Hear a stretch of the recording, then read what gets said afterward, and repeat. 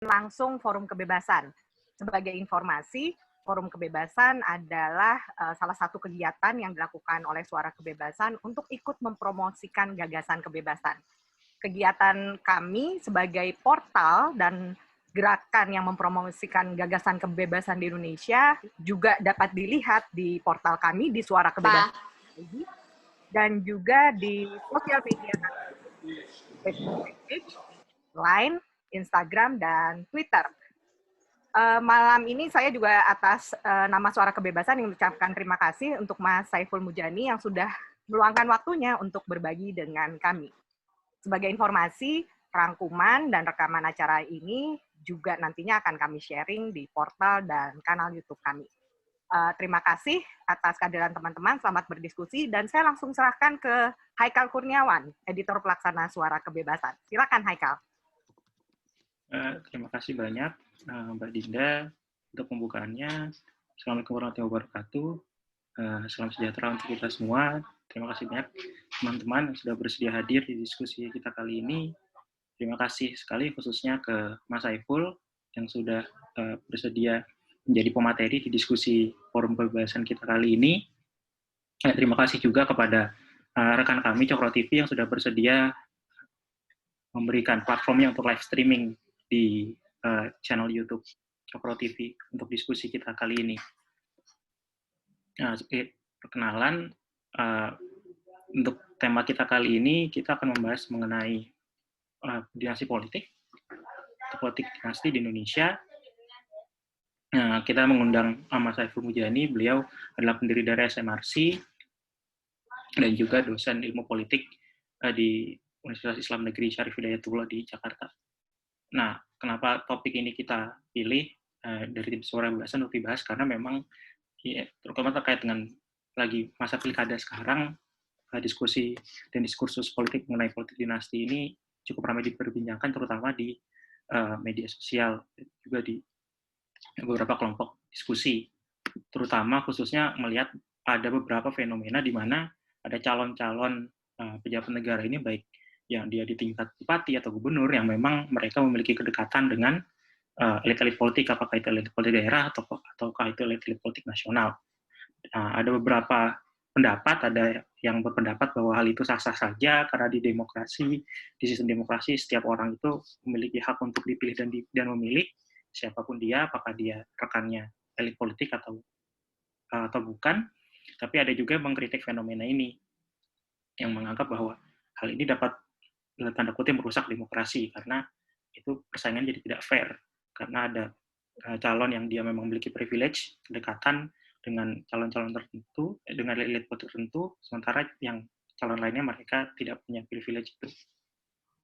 Nah, untuk itu kita akan membahas tema tersebut dan juga kita lihat gimana kita harus menanggapi fenomena dinasti politik, terutama dikaitkan dengan politik Indonesia pasca reformasi dan juga sistem demokrasi di Indonesia dan demokratisasi di Indonesia. Tanpa panjang lebar, saya mewakili Suara Kebebasan akan mempersilahkan Mas Saiful Mujani untuk mempresentasikan materi dari beliau kepada Mas Saiful. Dipersilakan, Mas. Oke, baik, terima kasih. Assalamualaikum warahmatullahi wabarakatuh. Selamat malam semuanya. Malam.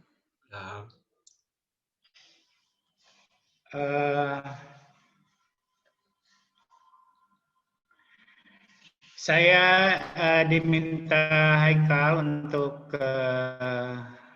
mengantarkan diskusi kita malam ini dengan topik sekitar politik dinasti. Ketika Haikal minta, saya bilang oke. Karena ketika menyebut topiknya politik dinasti, saya ingat sama makalah saya yang belum selesai.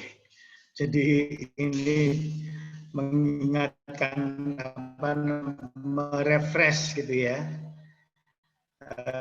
pekerjaan yang belum selesai. Walaupun saya tidak akan presentasi makalah saya, tapi ya saya mau mengadres isu-isu yang tadi dikemukakan oleh Haikal. Kedengaran nggak sih? Kedengaran, Mas? Kedengeran, Kak Ipung. Oke. Nah, politik dinasti, saya akan share ini beberapa slide, gitu ya, sebagai bahan diskusi kita. Saya sebenarnya kalau tidak ditanya agak bingung, saya harus ngomong apa ya, gitu tentang ini. Oleh karena itu, saya harapkan nanti ada diskusi. Gitu ya. Pengertian kita tentang politik dinasti ini.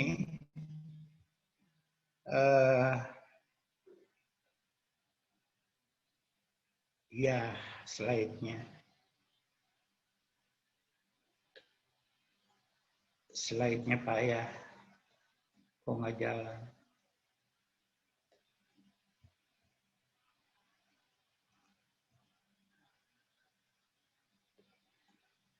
Oke. Sebagaimana mungkin kita pahami sama-sama,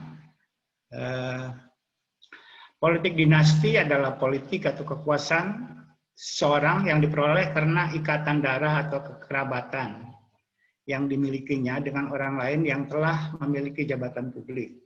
Jadi harus ada dulu seseorang atau beberapa orang yang sudah yang sudah memiliki jabatan publik, dan kemudian ada pihak lain yang punya ikatan darah ataupun kekerabatan dengan pejabat publik tersebut yang berusaha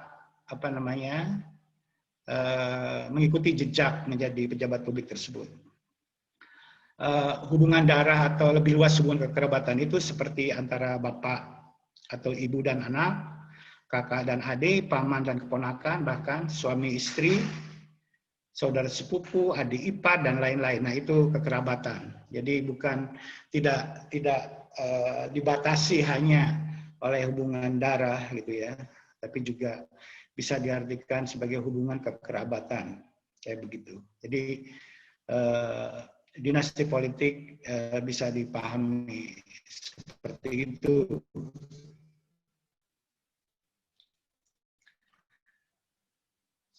Demokrasi, nah kemudian kita tahu yang dimaksud dengan dinasti politik itu bagian dari sistem politik lama gitu ya. Namun demikian kita sekarang sudah meninggalkanlah politik dinasti dalam pengertian yang lama, yaitu kekuatan atau kekuasaan yang tidak didasarkan pada pilihan atau dukungan dari rakyat atau dari masyarakat, tapi kekuasaan yang diperoleh karena tadi hubungan-hubungan kekerabatan atau hubungan darah. Nah, demokrasi adalah satu bentuk sistem pemerintahan kekerabatan yang tak dipilih rakyat, seperti dalam sistem kerajaan atau kesultanan, gitu ya.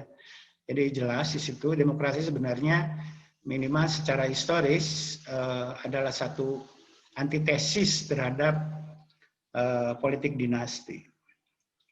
Dan secara hakiki sebenarnya adalah demokrasi lahir sebagai bentuk antitesis terhadap segala bentuk kekuasaan yang tidak didasarkan pada dukungan atau legitimasi dari rakyat. Demokrasi yang bertumbuh pada suara individu rakyat, namun demikian ya, demokrasi yang bertumbuh pada suara individu rakyat tidak bisa meniadakan politik dinasti dalam pengertian bahwa demokrasi tidak bisa menolak seseorang yang punya ikatan kekerabatan dengan seorang pejabat publik strategis ikut bersaing dalam pemilihan demokratis.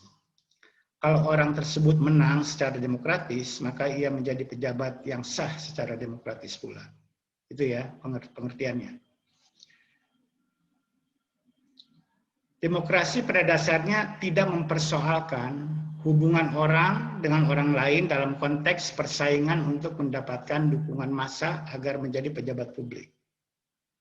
Sejauh orang memenuhi ketentuan undang-undang yang mencerminkan prinsip-prinsip demokrasi, maka ia punya hak untuk bersaing, memperebutkan dukungan massa untuk menjadi pejabat publik.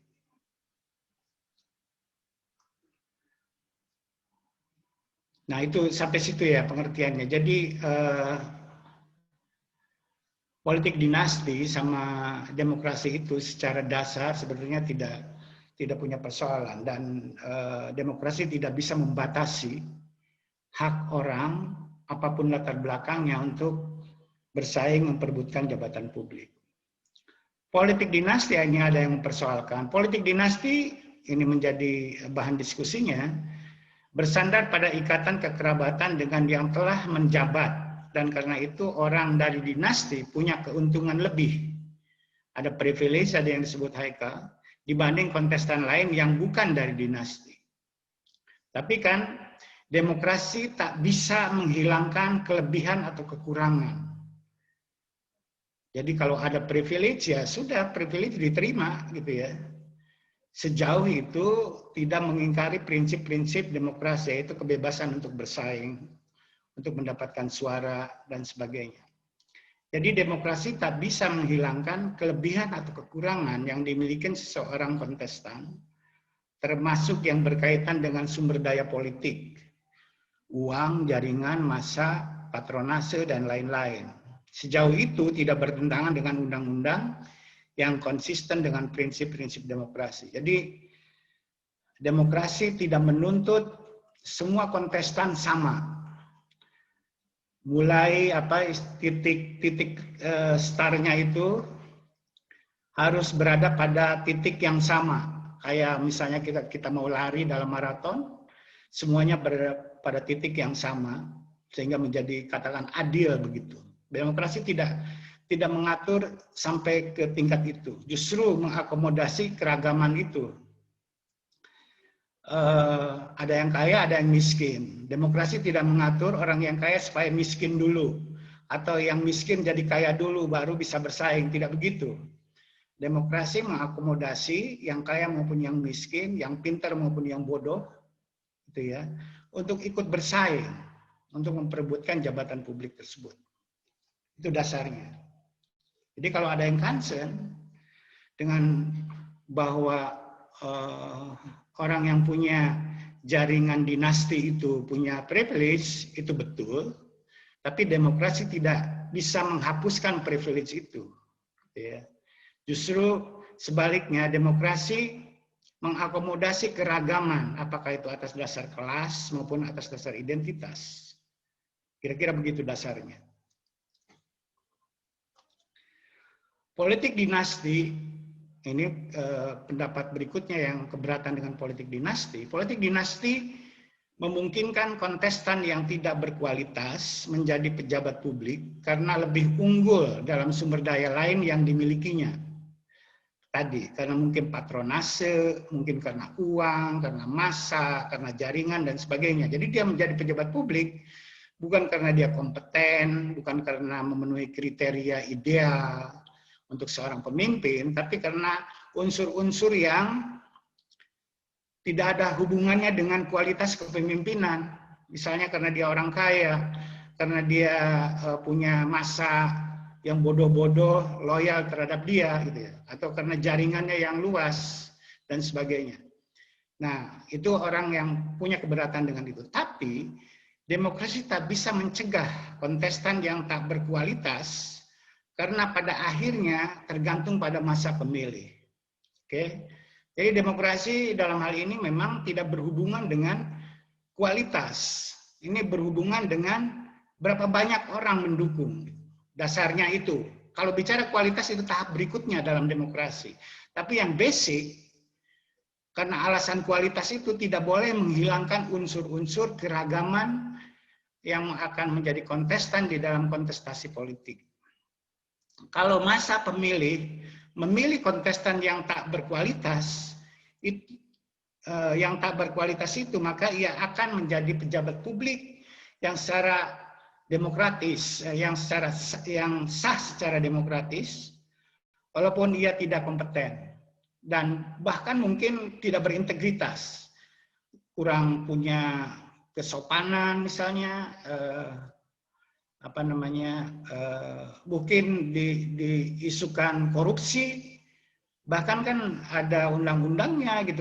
Kalaupun dia korupsi, kalau udah dia di penjara dan mengakui bahwa dia telah melakukan korupsi, bahwa dia masih dibolehkan untuk ikut kontestasi. Bahwa kemudian dia akan dipilih atau tidak itu urusan masyarakat, urusan pemilih sendiri gitu. Tapi dia tidak boleh dihalangi untuk ikut bersaing dan meyakinkan publik agar dia menjadi pejabat publik. Yang bukan dari dinasti pun tak menjamin kualitasnya lebih baik. Mungkin juga punya sumber daya yang tak kurang dibanding dengan yang dari dinasti. Jadi dalam konteks ini, dalam konteks demokrasi, dinasti itu doesn't matter, tidak menjadi persoalan yang utama gitu ya. Walaupun kita concern dengan kualitas kontestan, dengan kualitas kepemimpinan, dengan kualitas pemerintahan dan sebagainya, tapi demokrasi tidak bisa mendikte kualitas mana yang harus diambil, calon mana yang harus diambil atas dasar kualitas tertentu. Yang membuat dia berkualitas dan tidak berkualitas, tentu saja itu pada akhirnya kembali kepada pemilih. Politik dinasti memungkinkan, ini juga pertanyaan berikutnya, atau concern orang berikutnya terhadap yang mengkritik politik dinasti adalah, politik dinasti memungkinkan kesinambungan kekuasaan satu keluarga atau kerabat yang sama dalam kurun waktu yang lama, sehingga membuka peluang untuk terjadinya akumulasi sumber daya pada kerabat bersangkutan, menjadi kurang terdistribusi pada warga pada umumnya, membuka peluang untuk korupsi, gitu ya. Itu kemungkinan itu. Namun demikian, terhadap yang keberatan terhadap ini, dengan yang mengangkat isu ini, demokrasi tidak bisa mencegah ini sejauh masa mendukung yang bersangkutan. Ya. Jadi kalau seorang calon itu anak seorang penguasa tertentu, anak penguasa itu kemudian anak yang lagi dari kakeknya juga penguasa yang lain, jadi dalam kurun waktu yang lama dia berkuasa, selama itu didukung oleh rakyat, dia mendapatkan suara secara demokratis, maka tak berdaya lah gitu ya. Itu harus diterima kenyataan itu. Demokrasi tidak bisa mencegah akumulasi kekuasaan dari satu kelompok atau satu keluarga di dalam sebuah masyarakat, kecuali masyarakatnya itu sendiri menghendaki agar akumulasi tersebut berhenti, kira-kira begitu. Jadi demokrasi tidak bisa mencegah ini sejauh masa mendukung yang bersangkutan. Akumulasi sumber daya ataupun korupsi bisa dilakukan siapapun, baik yang berpolitik atas dinasti maupun bukan.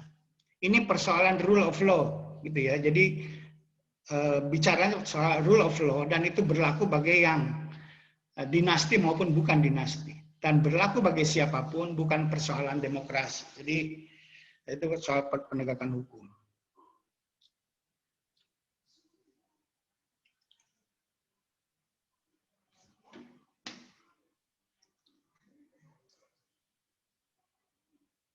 Kenyataan bahwa politik dinasti dalam demokrasi bisa menjadi salah satu sumber. Nah, tapi kemudian ini pendapat saya ingin bicara tentang kualitas demokrasi yang tentu saja tidak boleh mengabaikan atau melupakan prinsip-prinsip dasar dari demokrasi itu sendiri, adalah kenyataan bahwa politik dinasti dalam demokrasi bisa menjadi salah satu sumber bagi lahirnya kekuasaan yang korup dan tidak kompeten. Oke, kita bisa nyebut siapa calon dari dinasti itu. Misalnya kayak Gibran, anaknya Pak Jokowi, gitu ya. Dia tidak boleh dicegah atau dilarang untuk ikut bersaing. Tapi kemudian, tapi kita bisa menilainya, apakah dia kompeten atau tidak kompeten. Contohnya tendensius. Ya, harus begitu supaya jelas ini inginnya Haikal kan ke sana. Tapi ini lebih berkaitan dengan tingkat perkembangan kualitas politik dan sumber daya manusia itu sendiri. Jadi soal kenyataan politik dinasti dalam demokrasi bisa menjadi salah satu sumber bagi lahirnya kekuasaan yang korup dan tidak kompeten. Tapi ini lebih berkaitan dengan tingkat perkembangan kualitas politik dan sumber daya manusia itu sendiri, yang merupakan sumber bagi demokrasi, tapi bukan prinsip demokrasi itu sendiri. Bahwa masyarakat maupun elit politik itu pintar maupun bodoh, berintegritas ataupun tidak berintegritas, ya, itu merupakan sumber bahan bagi demokrasi itu sendiri, tapi itu bukan prinsip demokrasi. Menolak dan oleh karena itu kemudian menolak dan kampanye melawan politik dinasti agar calon yang punya ikatan dinasti tersebut tidak menjadi pejabat publik karena khawatir dengan kemungkinan dampak negatif dinasti tersebut adalah satu langkah yang sah secara demokratis. Tapi tidak dibenarkan secara demokratis untuk melarang anggota dari dinasti itu bersaing memperebutkan jabatan publik. Jadi dalam rangka kualitas demokrasi yang mungkin subjektif, tergantung kelompoknya, tergantung kelas sosialnya, maka politik dinasti, kalau concern dengan politik dinasti, maka jalan demokrasinya adalah kita melawannya secara demokratis pula. Kita melakukan kampanye untuk melawannya. Kalau kita concern bahwa politik dinasti itu bisa menjadi sumber yang setidak-tidaknya potensial melahirkan kepemimpinan yang tidak berkualitas atau pemimpin yang kurang berintegritas. Kalau kita concern dengan itu, maka demokrasi menyediakan jalan untuk melawannya. Lewat kampanye terbuka, lewat debat, lewat mendukung calon yang menurut kita lebih baik. Kira-kira begitu. Jadi demokrasi menyediakan jalan untuk itu, tapi tidak boleh melarangnya orang yang bodoh sekalipun untuk ikut bersaing di dalam demokrasi, di dalam pilkada, di dalam pemilu dan sebagainya.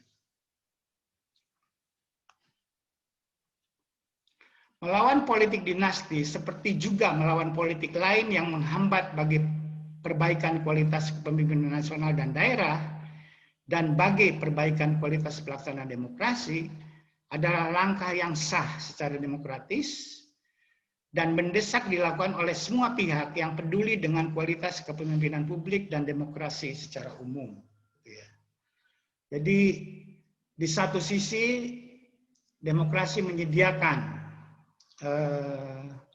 lahan, menyediakan tempat, bisa mengakomodasi siapa saja warga negara yang sesuai dengan undang-undang, dan undang-undang itu harus cerminan dari prinsip-prinsip demokrasi untuk mengakomodasi setiap warga negara untuk bersaing memperebutkan jabatan publik, apapun kualitasnya. Apakah itu dianggap kualitas rendah, apakah itu kualitasnya tinggi, berpendidikan atau kurang berpendidikan, kaya ataupun miskin. Dasarnya begitu.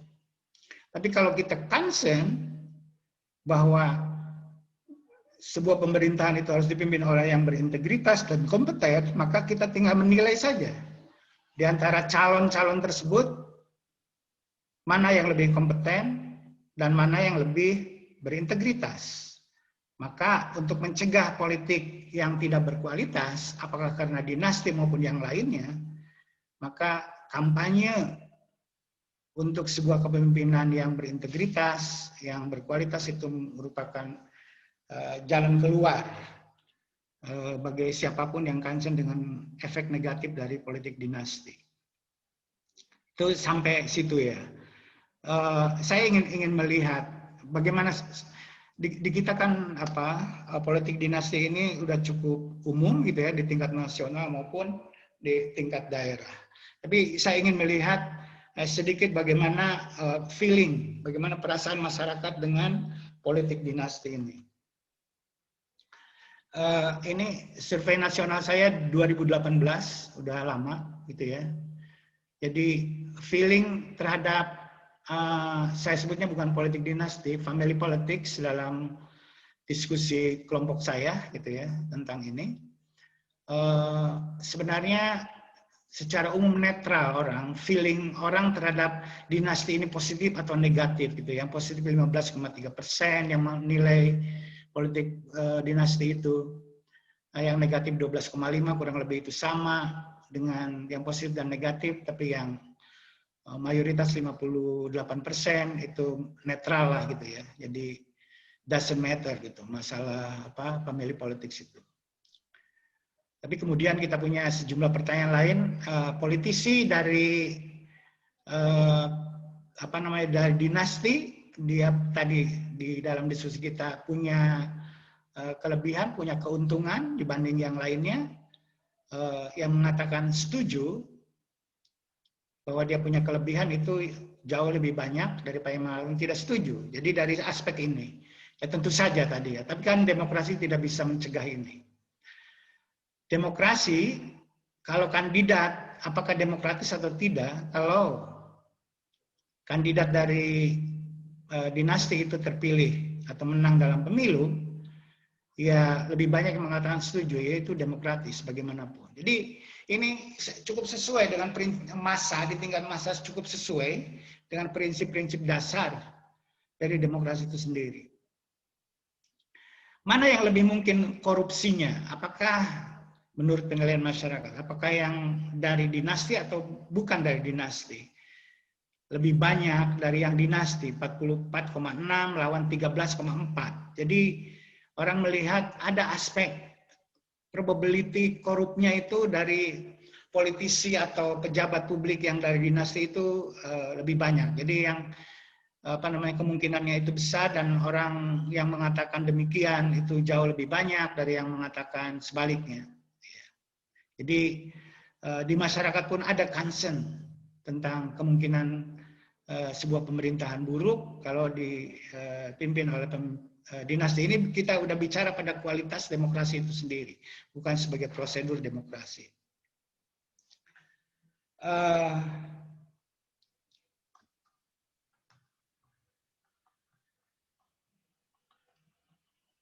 Wah, ini slide-nya agak kurang pas ya.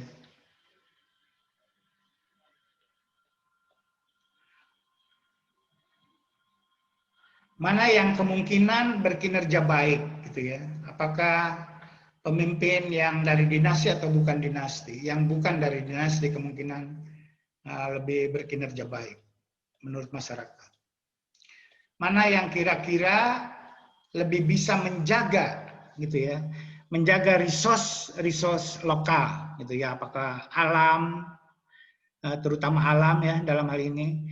Yang dari dinasti itu hanya sedikit yang mengatakan kemungkinan bisa menjaga lingkungan alam dan sebagainya dibanding yang bukan dari dinasti. Jadi lebih positif pada yang non dinasti.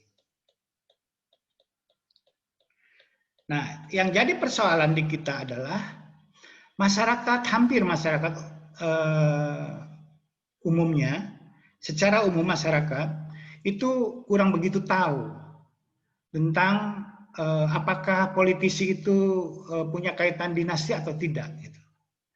Dari skala 0 sampai 10 hanya 2. Jadi hanya sekitar 20% dari masyarakat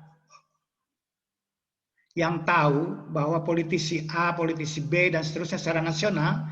Dalam survei ini kita mendaftar sejumlah politisi yang bukan dinasti, yang bukan berasal dari dinasti, dan politisi yang berasal dari dinasti. Yang tahu secara benar politisi yang berasal dari dinasti dan yang bukan dari dinasti itu hanya 2 dari 10 orang. Jadi masih sangat sedikit orang yang tahu. Padahal di dalam analisis selanjutnya saya menemukan bahwa pengetahuan ini punya pengaruh negatif terhadap politik dinasti. Artinya apa? Kalau masyarakat tahu bahwa politis A, politis B, politis C, dan seterusnya itu adalah bagian dari dinasti, kemungkinan mereka akan ditolak oleh masyarakat. Jadi di tingkat masyarakat itu ada kekhawatiran. Walaupun masyarakat mengakui tadi hak-hak orang yang berasal dari dinasti itu diakui dan diterima, hak-hak politiknya. Namun demikian, untuk sebuah politik dengan kualitas yang lebih baik, mereka cenderung menolak politisi yang berasal dari ikatan-ikatan dinasti semacam itu. Nah, sebagai contoh saja yang dekat, dan ini kita bisa diskusi di sini, kalau kita bicara tentang kualitas dari demokrasi, kualitas hasil pemilu dan sebagainya, itu berkaitan dengan calon-calon. Oleh karena itu, kemampuan kita, kemampuan pemilih untuk menilai calon-calon itu menjadi sangat krusial. Bukan melarang mereka untuk bersaing, tapi menilai mereka atau kampanye melawan mereka yang menurut kita jelek atau menurut rakyat jelek, itu adalah satu jalan. Misalnya saja, kita tahu yang kita bisa sebut sebagai politik dinasti, ini yang high profile adalah putra Pak Jokowi, Presiden Jokowi, Gibran, gitu ya. Menantunya Bobi itu ya maju di pilkada. Nah, itu tinggal dinilai saja apakah Gibran, apakah Bobi itu dia maju, kalau dia bukan anak presiden apakah berani dia maju gitu. Itu pertanyaannya. Dan bisa dibandingkan, ini fakta bahwa Gibran itu anak presiden, itu adalah fakta, dan kita tidak bisa melarangnya dan tidak bisa membuat Gibran itu bukan anak Pak Jokowi gitu. Oke. Jadi oleh karena itu hak dia untuk maju.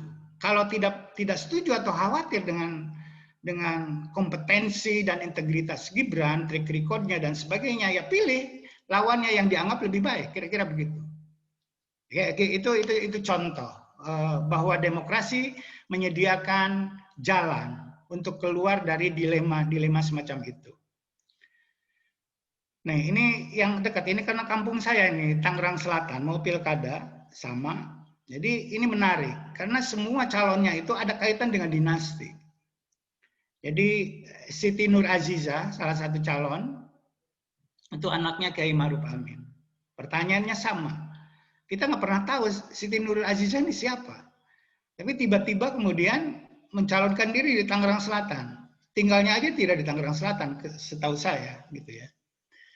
Nah, ada efikasi kepercayaan diri politik, kira-kira kayak begitu. Saya kira setelah Kiai Ma'ruf Amin jadi wakil presiden. Tapi kita tidak bisa melarangnya. Kita tinggal kampanye saja. Kalau tidak yakin dengan Nur Azizah ya ditolak saja, gitu ya. Alternatifnya apa? Nah, dilemanya kalau di Tangsel, saya ini punya hak pilih di Tangsel, berhadapan Siti Nur Azizah dengan orang yang punya ikatan kekerabatan pula secara politiknya, itu dengan Sarah misalnya. Ini wakil, itu adalah keponakannya Pak Prabowo. Terus berikutnya adalah ada calon yang lain lagi sebagai wakilnya juga, itu adalah Pilar Saga Ihsan. Pilar Saga Ihsan ini adalah keponakannya incumbent Airin, gitu ya. Keponakannya Gubernur Banten mantan Ratu Atut, dan sepupu ya, mungkin sepupu bukan Andika. Andika ini anaknya Atut yang sekarang jadi wakil gubernur. Dan Pilar ini adalah putranya Bupati Kabupaten Serang. Jadi ini sangat sangat kuat unsur-unsur dinastinya. Tapi di Tangsel ini semuanya tidak ada yang bebas dari dinasti. Dalam kondisi seperti ini mungkin pemilih di Tangsel seperti saya menjadi bingung. Kalau ukurannya adalah dinasti, semuanya ada unsur dinastinya. Lantas kalau gitu milih siapa? Nah, jadi di situ hanya ada dua kemungkinan. Satu adalah golput, tidak memilih siapa-siapa. Yang kedua milih salah satu di antara mereka yang mungkin pakai bahasa Pak Ma'ruf Amin yang mudaratnya lebih kecil, kira-kira kayak begitu. Ya. Itu mungkin Haikal sebagai pengantar saya untuk diskusi ini. Jadi kesimpulannya, demokrasi tidak bisa menghapus atau melarang orang untuk ikut kontestasi politik hanya karena ada ikatan dinasti. Namun demokrasi memberikan peluang kepada pemilih untuk mengevaluasi calon-calon itu, semua calon termasuk dari yang punya ikatan dinasti tersebut untuk dipilih atau tidak dipilih. Kalau kita concern dengan masalah kualitas kepemimpinan dan kualitas demokrasi. Begitu, Haikal. Terima kasih. Assalamualaikum warahmatullahi wabarakatuh. Waalaikumsalam warahmatullahi wabarakatuh. Terima kasih banyak Mas Saiful untuk penjelasan tadi yang komprehensif, dari mulai kasusnya dijelaskan, terus dari filsafat politiknya juga tadi disampaikan juga mengenai kaitan dengan demokrasi dan dinasti politik. Kalau tadi, nah untuk teman-teman yang ingin bertanya atau berkomentar bisa raise hand, nanti akan diberikan waktu untuk bertanya atau berkomentar langsung ke Mas Saiful, atau bisa juga lewat chat. Nanti bisa saya bacakan selaku moderator pertanyaan atau komentarnya ke Mas Saiful. Nah, mungkin pertanyaan pertama, Mas, dari saya, kalau dari tataran gagasan, memang idealnya seperti yang Mas Saiful tadi sampaikan, kan? Kalau misalnya siapapun dalam sistem politik yang demokratis itu berhak untuk dipilih dan berhak untuk memilih apakah dia punya hubungan darah atau kekerabatan dengan elit-elit politik, baik itu elit politik daerah ataupun nasional, ataupun yang nggak punya. Tapi itu kondisi idealnya, Mas. Tapi kalau misalnya yang dari pengalaman Mas Saiful, praktik di lapangannya kira-kira gimana, Mas? Maksudnya, apakah ada nggak misal kasus-kasus di mana, karena misal satu calon itu anaknya bupati atau istrinya gubernur dan lain-lain, itu lebih diistimewakan. Misalnya mereka kampanye bisa lebih mudah izin untuk kampanye, atau yang lawannya justru mereka mau campaign, mereka dibatas-batasin, ini nggak boleh kampanye di sini, seperti itu, keistimewaan seperti itu. Apakah kasus-kasus seperti itu apakah ada, atau pengalaman Mas Saiful apakah pernah terdengar? Mungkin itu pertanyaan pertama dari saya selaku moderator, tapi tunggu dulu, Mas, ini ada satu-satu aja. Oh, satu-satu aja. Oke. Oke, sorry Mas Saiful, silakan. Terima kasih, bagus. Ya, betul. Saya bicara tadi pada tingkat yang normatif mungkin ya, teoritis kayak begitu. Tapi kan udah terbukti juga bahwa secara teoritis, kalau di banyak negara yang lain, ya termasuk di Jepang, salah satu negara yang tingkat politik dinastinya paling tinggi di dunia, itu tidak merusak kualitas demokrasi itu sendiri. Di Amerika kita tahulah tradisi dinasti itu. Nah, itu kan berhubungan dengan sumber daya manusianya dan kematangan daripada rule of law. Oke, jadi bukan hanya dalam demokrasi dan di dalam kontestasi politik, di dalam banyak hal yang lainnya juga itu adalah umum, sifatnya tidak khas demokrasi dan tidak khas pemilu ataupun pilkada. Nah, tapi itu adalah berkaitan dengan kita, sumber daya kita, kualitas kita sebagai manusia, warga negara di satu sisi, pengalaman dengan politik, kualitas berpolitik kita, dan sebagainya. Nah, bahwa kemudian saya menemukan tadi sebagai contoh ya di Tangsel. Kalau saya ditanya sekarang milih siapa di Tangsel, ya, saya terus terang bingung, gitu ya, ketika menggunakan kriteria dinasti tadi. Kompetensi ya gitu-gitu aja lah, kurang lebih sama lah itu di antara itu kayak begitu ya. Nah, jadi kemudian itu menjadi sangat susah saya sebagai pemilih untuk memilih siapa. Gitu ya. Nah, kalau yang berkaitan tadi privilege ya, privilege dalam pengertian dia punya kemudahan dalam kampanye dan sebagainya, sementara lawannya dipersulit dan sebagainya. Kalau itu sih, itu melanggar rule of law. Itu bukan soal quality saja, tapi itu basic. Tapi itu kan kita tahu sendiri di lapangan, bahwa kualitas rule of law kita, termasuk dalam pelaksanaan pemilu dan pilkada, itu belumlah sampai ke sana.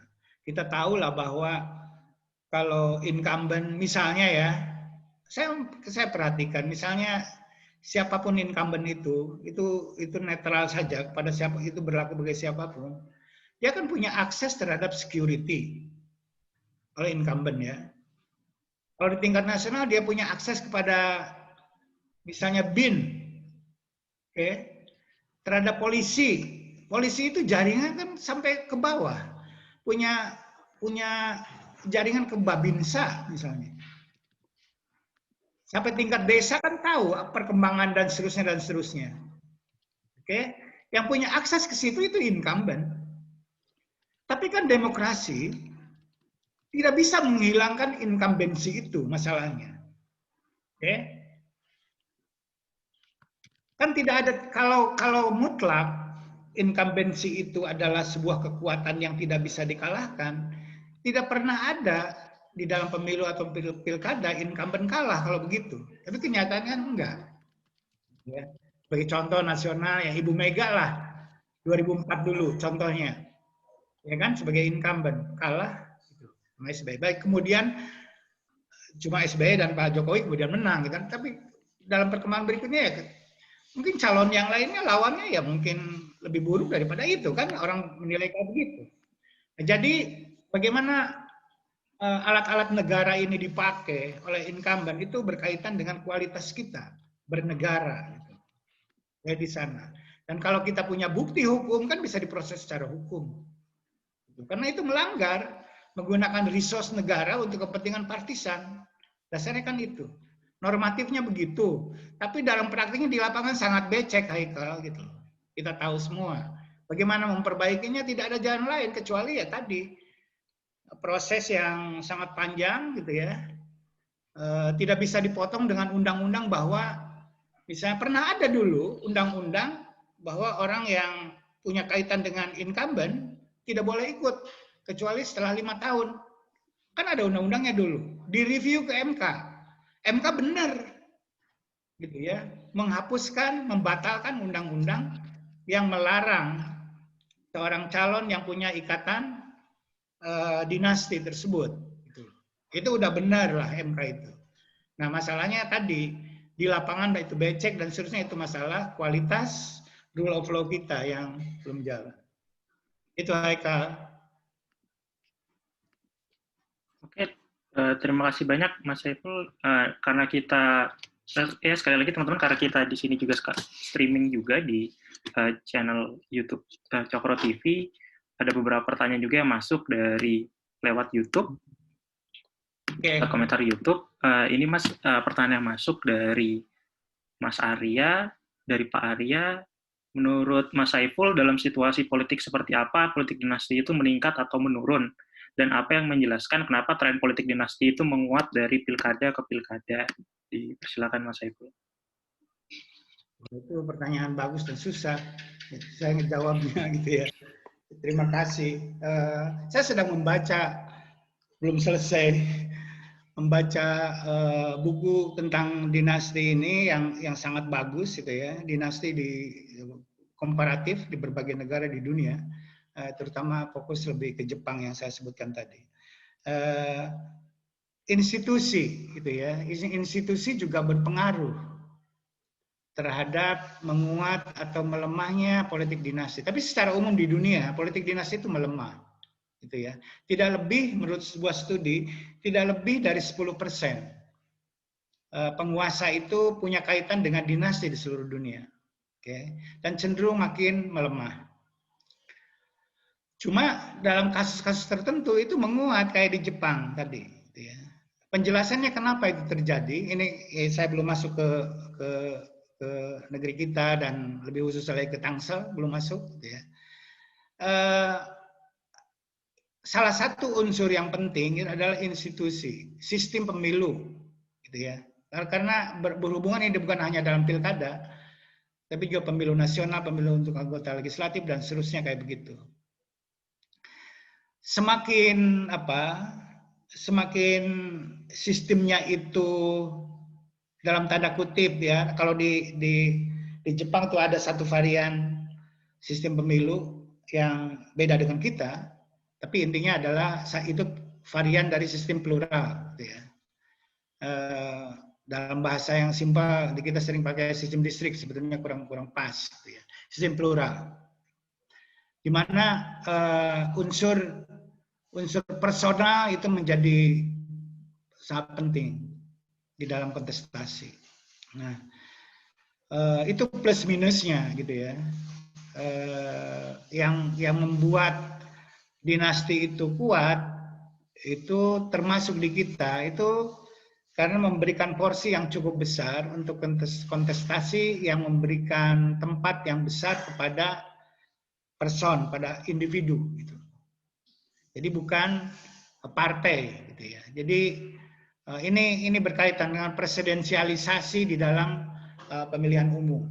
Jadi di Indonesia apakah saya belum tahu. Jadi belum mempelajari, belum membaca. Saya melihat-lihat udah ada beberapa yang studi apakah politik dinasti di kita itu secara nasional naik jumlahnya atau tidak. Karena kebanyakan yang belajar studi politik dinasti itu tidak berskala nasional, banyak studi-studi kasus lokal kayak begitu. Saya tidak tahu persis. Itu pertanyaan yang sangat penting. Apakah di Indonesia politik dinasti itu naik atau tidak? Tapi dari satu provinsi aja yang saya perhatikan, provinsi saya di mana saya tinggal di Banten gitu ya, itu sangat kental politik dinasti itu. Kita sebut nggak, misalnya dari Lebak yang paling ujung sana, gitu ya. Bupati sekarang Iti itu anaknya Pak Jayabaya yang 2 kali sebelumnya jadi bupati. Nah Iti juga yang kedua kali sekarang. Terus berikutnya adalah Dimyati di Pandeglang. Sekarang istrinya jadi bupati. Dimyati 2 kali, sekarang yang kedua kali. Kemudian bergeser ke tengah Kabupaten Serang, sama gitu ya. Jadi dari keluarga dinasti dari ada unsur gubernur, ada Ratu Atut Hosia, kemudian adik perempuannya Tatu jadi bupati. Sekarang yang kedua kalinya. Terus di Kota Serang juga ada kaitan dengan dinasti di Banten sebutnya dinasti Rawu, itu Pasar Rawu maksudnya. Itu wali kota Nurjaman, wali kota di Kabupaten Serang sebelumnya gitu. Itu juga dinasti. Terus masuk ke Kabupaten Tangerang. Jaki Iskandar itu anaknya Pak Ismet Iskandar, ya, bupati yang sangat berpengaruh. Terus kemudian masuk ke Tangerang. Nah, Tangerang nih menarik, agak lain gitu ya. Itu hanya satu diantaranya yang tidak dinasti dari Pak Wahidin, kemudian ke Arif sekarang. Itu tidak ada hubungan dinastinya. Kemudian Cilegon itu ada dinasti. Iman masuk penjara, bapaknya juga masuk penjara, dinasti kedua-duanya gitu ya, dari bapaknya ke anaknya. Gitu. Ini satu provinsi aja, itu penuh dengan dinasti. Jadi mungkin khas Banten menarik, makanya untuk dipelajari. Tapi menurut saya setidak-tidaknya sekarang contoh tadi ya, kita tidak bisa menggunakan instrumen demokrasi dalam pengertian melarang orang untuk bersaing, tapi kita bisa menggunakan demokrasi sebagai upaya untuk mencegah figur atau elit pemimpin yang tidak berkualitas dan tidak berintegritas memimpin dengan cara apa? Dengan cara kampanye negatif terhadap orang-orang yang dianggap tidak berkualitas tersebut. Bukan karena dia dinastinya sebenarnya, tapi karena dasarnya tidak berkualitas tersebut. Gitu. Kita bisa evaluasi. Nah, di sini masalahnya adalah masalah kualitas kita untuk mengevaluasi tersebut. Dalam hal ini pemilih termasuk di dalamnya, pemilih kita yang relatif tadi, pengetahuan tentang orang itu punya hubungan dengan dinasti atau tidak, itu pun hanya 2 dari 10 orang yang tahu. Jadi ini masalah basic dalam politik demokrasi kita. Itu mungkin jawaban yang bisa saya sampaikan. Terima kasih. Oke, terima kasih banyak Mas Saiful. Ada yang resen ingin mengajukan pertanyaan dari Mas Taufik. Yuk, itu Boni itu udah angkat-angkat tangan tuh, dia mau membantuin saya jawab. Ayo, Mas Taufik. Ya, siap. Ya, jelas suaranya. Dipersilakan Mas kalau ada pertanyaan atau komentar ke Mas Saiful. Ya, Assalamualaikum warahmatullahi wabarakatuh. Saiful. Taufik ya? Ya. Oke, Fik, silakan. Ini cuma mau nanya soal politik dinasti ini, kalau dianalisis gitu dengan politisasi agama itu menjadi penghalang kita atau masyarakat mendapatkan pemimpin yang berkualitas itu sebetulnya yang mana yang lebih menjadi penghalang itu? Apakah politisasi atau politik dinasti? Itu aja pertanyaannya. Waduh. Oke, terima kasih. Pertanyaan bagus. Itu harus diukur. Mana efeknya yang lebih besar, bobot efeknya, gitu ya. Iya. Saya tidak tahu. Tidak enak Jawab. Tidak-tidaknya secara teoritis kedua-duanya potensial lah, gitu ya. Bahwa orang yang berkualitas itu dihalangi untuk berkuasa karena identitasnya berbeda. Itu ya. Nah, politik dinasti kan tidak mesti demikian. Mungkin agama lebih berat lah ngurusnya ya daripada dinasti. Karena apa? Kalau dinasti kan kita bisa argue tentang orang yang berkaitan dengan dinasti itu kualitasnya baik atau buruk relatif terhadap lawannya, kan begitu. Kalau dalam identitas itu kan nggak kena itu argumen tentang kualitas itu. Pokoknya Anda masuk surga atau masuk neraka, kan gitu loh. Keyakinan semacam itu. Sehingga lebih berat kita diskusinya kalau politik memperbaiki kualitas politik kita itu didasarkan pada identitas. Kan kayak begitu. Jadi syaratnya adalah identitasnya dulu sudah tidak jadi persoalan, katakan begitu. Berikutnya adalah di antara identitas yang sama kita cari mana yang lebih baik. Kan kayak begitu. Tapi itu kalau itu yang terjadi, sesungguhnya itu unsur basic dalam demokrasi pun bisa terlanggar. Karena beda dengan dinasti. Kalau dinasti kan tidak. Basicnya itu tidak bertentangan dengan demokrasi. Kalau identitas mendiskriminasi orang hanya karena perbedaan paham agama, itu kan dipakai oleh orang dan itu bersentuhan dengan basic dari demokrasi itu sendiri. Taufik? Menurut saya ya. Jadi kalau ditanya mana yang paling menghambat untuk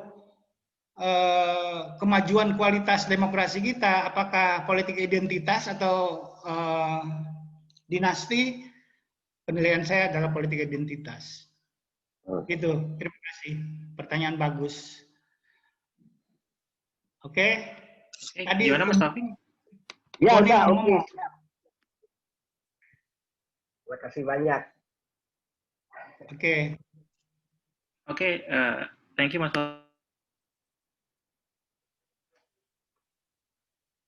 Thank you Mas Taufik untuk pertanyaannya. Kita kembali lagi ke YouTube. Ada masuk lagi pertanyaan Mas Saiful dari Pak Franciscus. Apakah dengan memperbesar peluang kandidat kepala daerah independen atau non-partai dapat meminimalisir terjadinya dinasti politik? Menurut Mas Saiful gimana? Tadi persilakan Mas. Ya, tidak niscaya kan gitu loh. Yang independen pun kalau dari dinasti bisa kemungkinan itu ada gitu loh. Apakah dengan kuatnya calon independen itu akan mengurangi dinasti? Saya tidak melihat hubungan niscaya gitu ya antara politik dinasti dengan calon independen gitu ya. Bahwa calon independen itu relevan, terutama dari konteks pembatasan kontestasi oleh partai politik. Okay. Demokrasi pada dasarnya kan melihat partai politik itu sebagai satu sarana untuk kontestasi, bukan untuk menghalangi kontestasi. Jadi kalau orang bisa kontes tanpa partai politik, why not? Gitu loh. Oke? Jadi jangan dibalik. Yang basic itu adalah kebebasan untuk kontestasi, hak-hak politik untuk warga negara. Itu yang basic. Partai itu hanya satu sarana. Jangan membuat partai ini menghalangi hal yang basic, yang dasar. Jadi jangan dibalik, kira-kira kayak begitu. Nah, oleh karena itu saya melihat bahwa calon independen itu bagus karena itu membuka ruang untuk semakin inklusif politik kita, untuk mengakomodasi lebih luas kontestasi, dan oleh karena itu kemungkinan akan menghasilkan keragaman rekrutmen sumber daya politik kita, dan dari sana mungkin akan ada yang lebih baik untuk kepemimpinan kita karena sumbernya itu tidak bias, dikontrol oleh partai politik gitu loh. Nah, jadi jangan dibalik. Kalau kan banyak guru intelektual kita atau apa, kalau politisi udah pastilah yang mengklaim bahwa demokrasi tanpa partai politik tidak mungkin. Itu ngaco ngomong kayak begitu. Bisa dong, kenapa tidak gitu loh. Jadi demokrasi itu dasarnya adalah kan ada kebebasan untuk kontestasi, memperebutkan dukungan dari massa, kan dasarnya itu. Orang bisa kontestasi dengan ataupun tanpa partai politik. Oleh karena itu, pilkada sih masih bagus karena ada calon independen, walaupun tidak mudah gitu ya untuk menjadi seorang calon independen. Tapi di tingkat nasional itu udah bias. Di tingkat nasional itu udah bias karena apa? Yang bisa jadi calon presiden itu hanya orang yang dicalonkan oleh partai politik. Calon independen, dan itu konstitusi loh. Undang-undang dasar. Jadi kamu rubahnya berat. Kita harus bikin referendum mungkin gitu ya. Di amandemen di MPR itu kan berat. Karena apa? Karena bias pada orang-orang partai. Karena orang-orang DPR itu ya orang-orang partai. Walaupun ada DPD punya suara, tapi yang dominan itu dari partai. Pasti partai ingin yang paling berkuasa, kan begitu. Oleh karena itu jalan terbaik bukan amandemen, tapi amandemen untuk memutuskan referendum atau enggak gitu loh. Itu caranya. Jadi karena undang-undang yang basic sekali kayak begitu, mungkin omnibus law mungkin agak susah di referendum karena materinya berat dan banyak kayak begitu. Mungkin satu pasal kan berat di referendum. Tapi kalau referendum, apakah orang bisa calon jadi presiden tanpa partai atau boleh dengan partai? Itu kan gampang pertanyaan itu. Kalau referendum suruh saya aja bikin survei. Bisa dipertanggungjawabkan, dan saya udah punya datanya banyak sekarang untuk mengatakan bahwa orang lebih percaya kepada pemilihan langsung daripada pemilihan calon yang dicalonkan oleh partai politik. Sementara ini kayak begitu situasinya. Oke, mungkin itu yang bisa saya jawab. Eko. Oke, terima kasih banyak Mas Saiful. Ada pertanyaan dari chat lagi dari Pak Juan. Nah, dari Mas Juan, beliau nanya, ini mungkin terkait dengan pertanyaan saya di awal tadi ya, Mas, terkait dengan fakta di lapangan. Pak, gimana mengatasi lingkaran setan yang rakyat tadinya dia miskin, nggak punya pendidikan, terus dia milih-milih aja, atau tohnya pemimpinnya korup, dinasti, terus tiba-tiba karena korup dia tetap sengsara, tetap miskin, terus akhirnya pilkada, terus tiba-tiba milih pemimpin yang korup lagi, yang kerabatnya dia. Nah, terus ini menurut Mas Saiful kira-kira mutusin lingkaran ini gimana, Mas? Thank you. Aduh, lingkarannya itu berat sekali ya. Dalam beberapa kita jadi aktivis lah ya untuk daerah-daerah tertentu gitu loh, untuk bagaimana mencegah ini. Ini memang sangat berat sekali. Tidak ada efeknya kira-kira pilkada itu terhadap pemilih dari pemilih ke pemilih itu cukup hanya insentifnya dengan 50.000 tiap mau milih misalnya kayak begitu. Dan saya tidak tahu jalan keluar dari sana kecuali peningkatan kualitas kita sebagai pemilih. Dan itu butuh waktu lama. Kalau dan dengan cara yang lebih ekspres kira-kira begitu mengatasi masalah itu saya tidak tahu. Jadi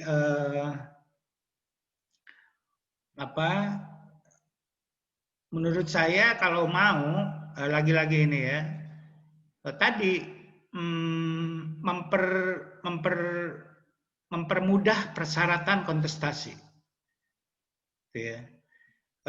misalnya nggak apa-apa akan ada 100 calon, gitu loh.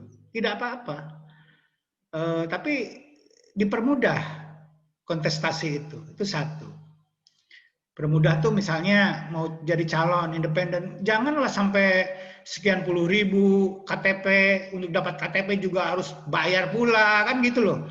Beli pada masyarakat jual beli KTP kayak gitu, itu kan nggak keluar kita dari lingkaran. Sudahlah gitu loh. Yang penting nggak usah ada syarat-syarat kayak gitu loh.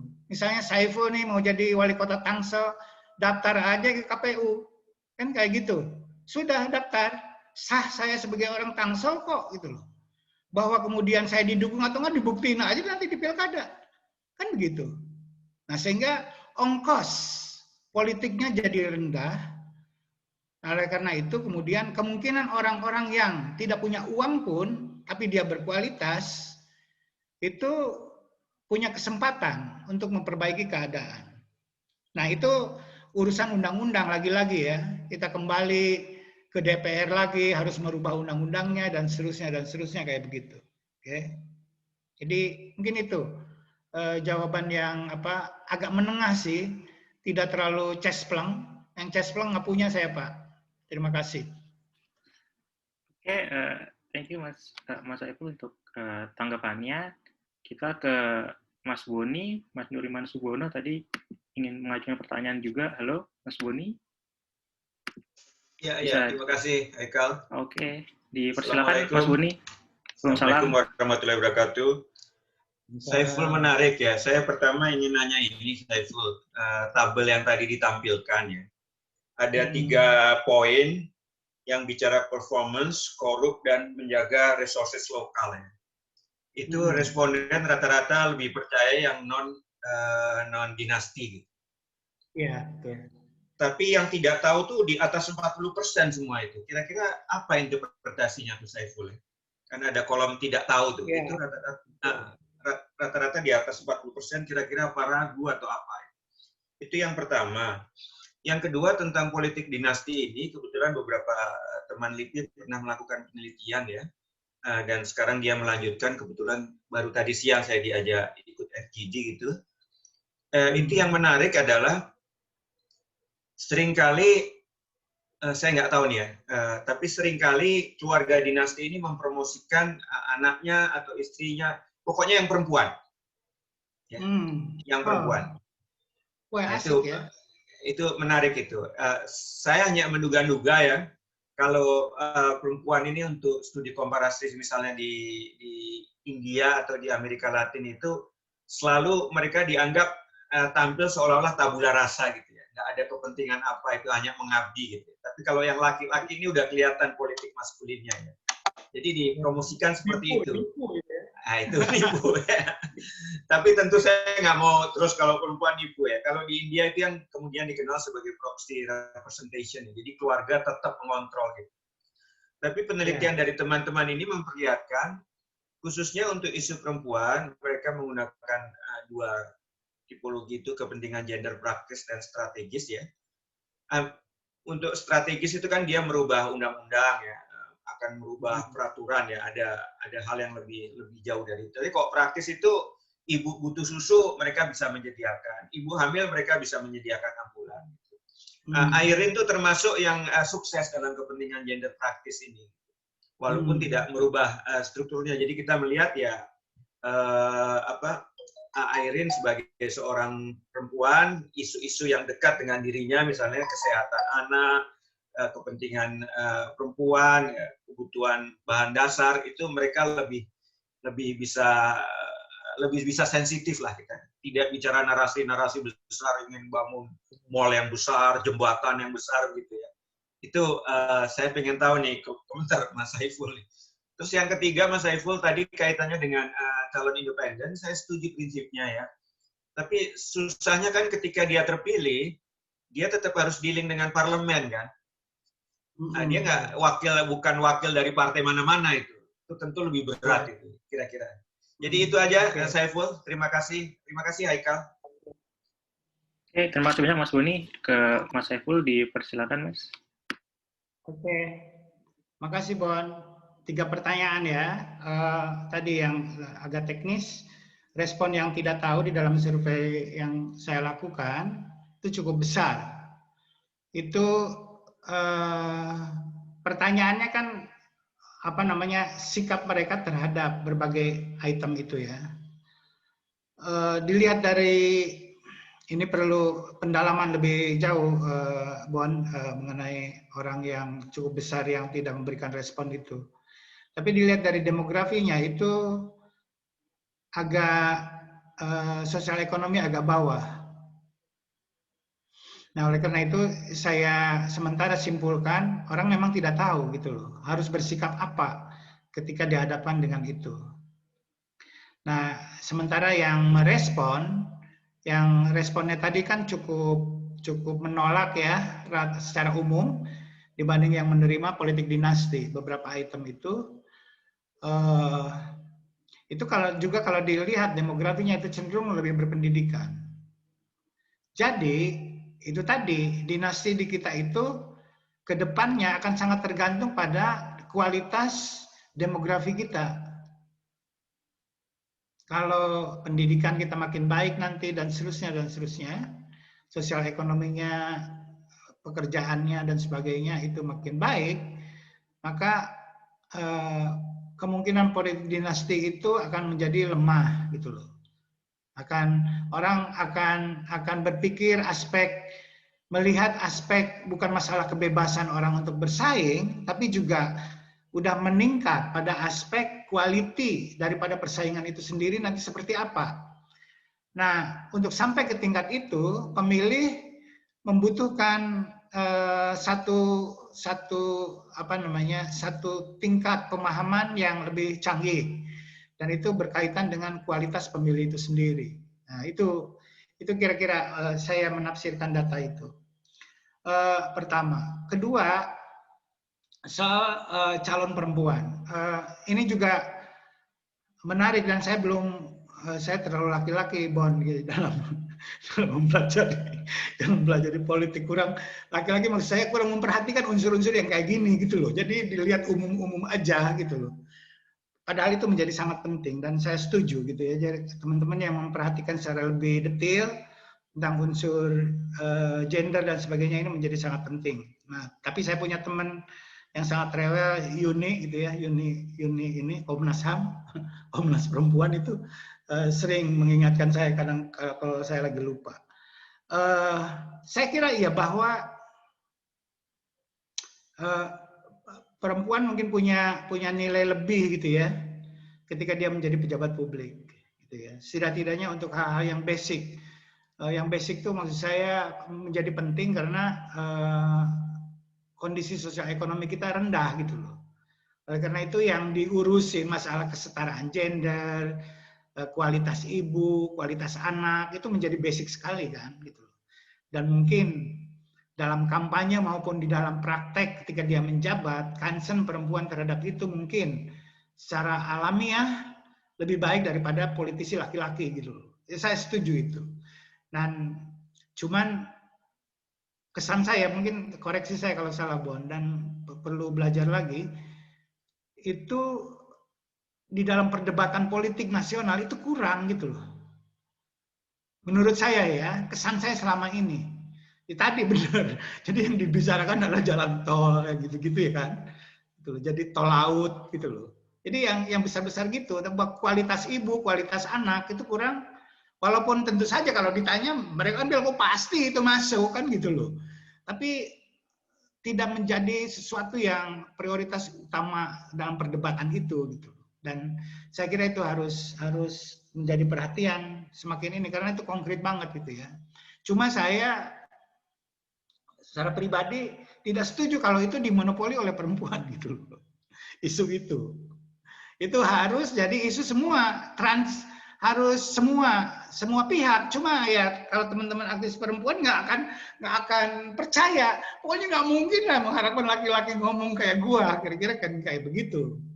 Cuman menurut saya isu itu walaupun itu memang perempuan lebih nyata, lebih konkret bekerja untuk isu-isu yang berkaitan dengan yang basic tadi, masalah perempuan, masalah anak, keluarga.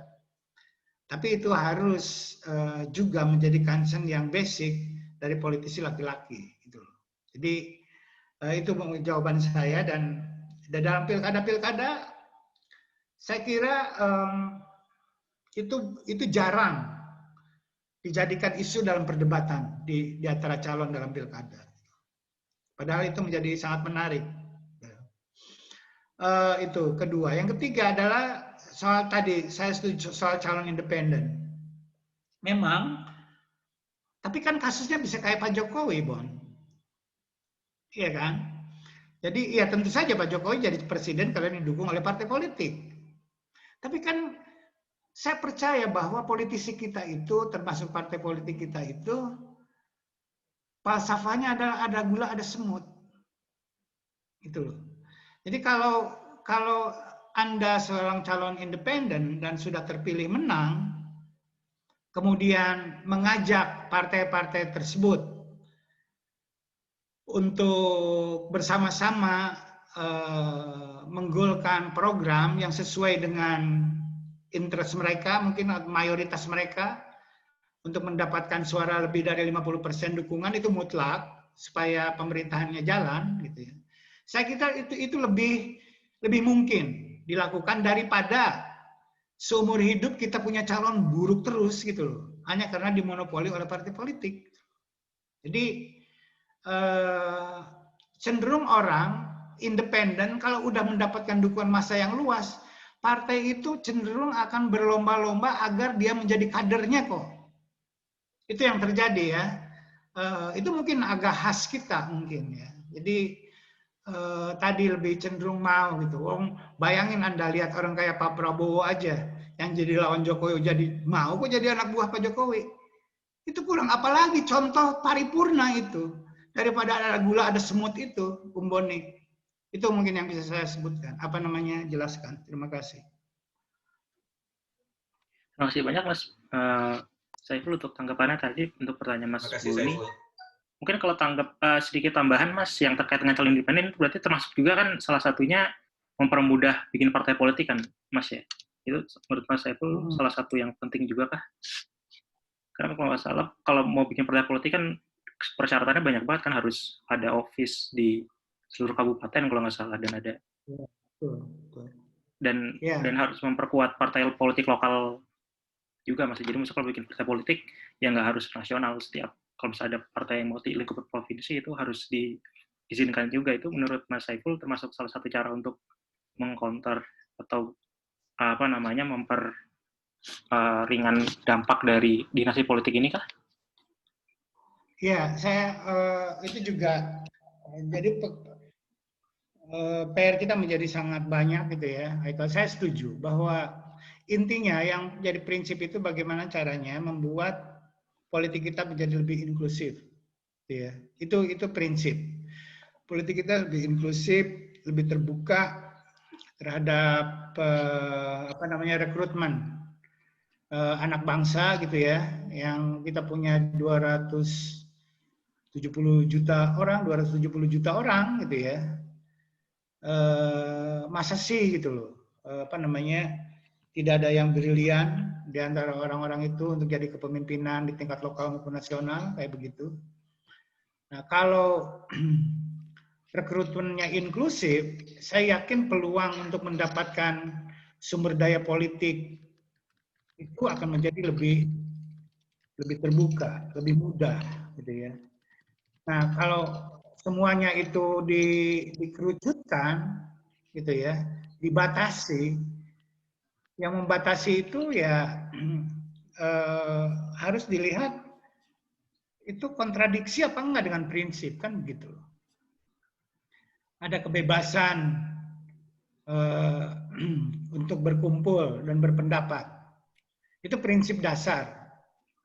Tapi di pasal yang lain, berkumpul dan pendapatnya harus begini gitu, harus begitu. Yang kemudian itu menjadi counter terhadap prinsip yang dasar tadi.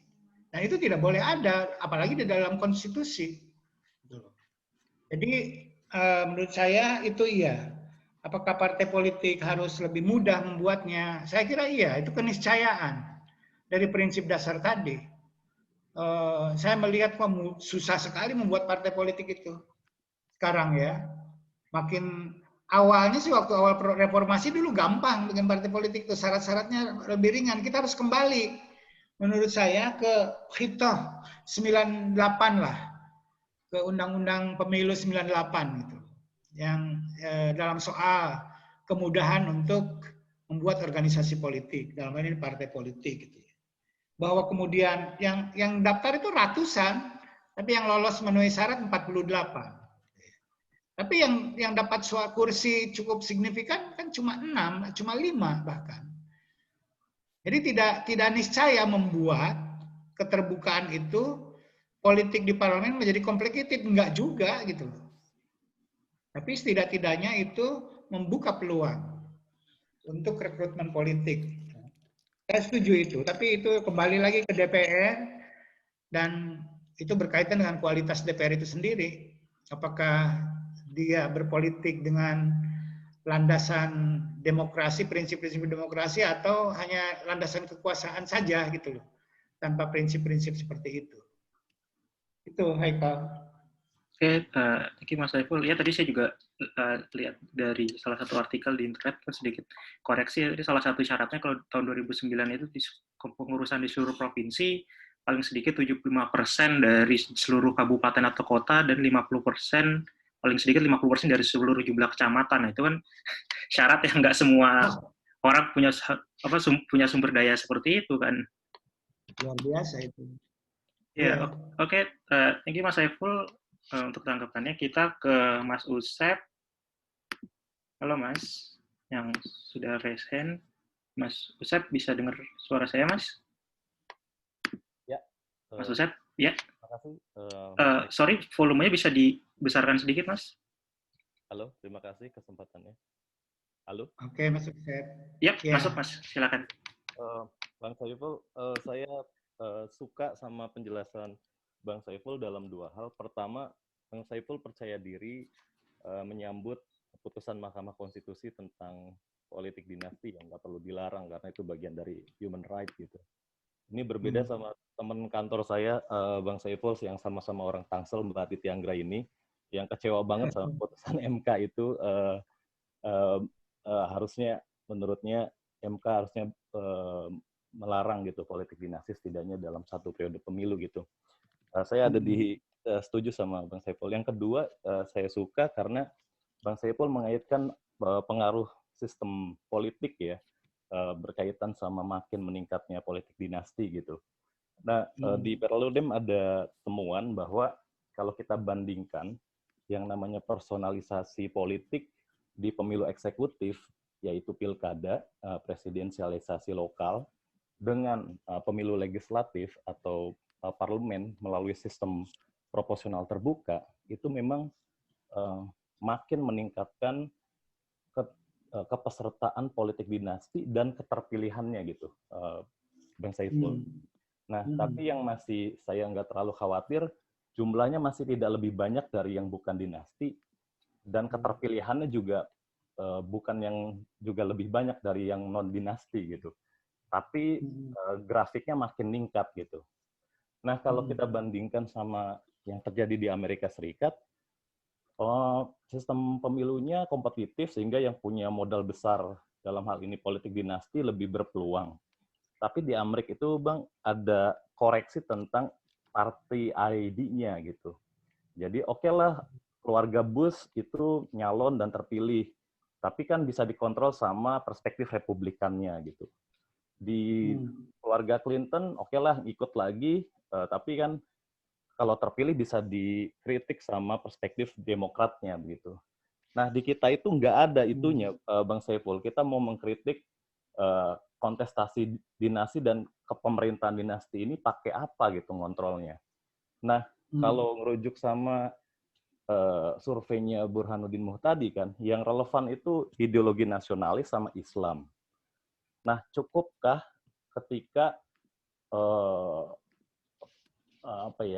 Parti ID ini diganti sama ideologisasi nasional dan Islam ini untuk kemudian menegaskan peserta pemilu itu mau di ideologi nasional atau agama gitu, sehingga konstituennya mau bisa mengkritiknya atau mengontrolnya pakai ideologi nasional atau Islam ini gitu, Bang Saiful. Meskipun dua ideologi ini kan enggak memberikan dimensi ekonomi ya, perspektif ekonomi ya di nasional maupun di agama gitu.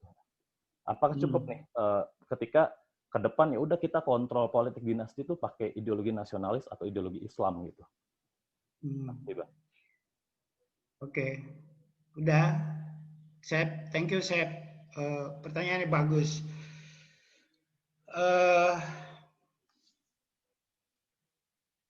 Bagaimana mengontrol pejabat publik gitu ya?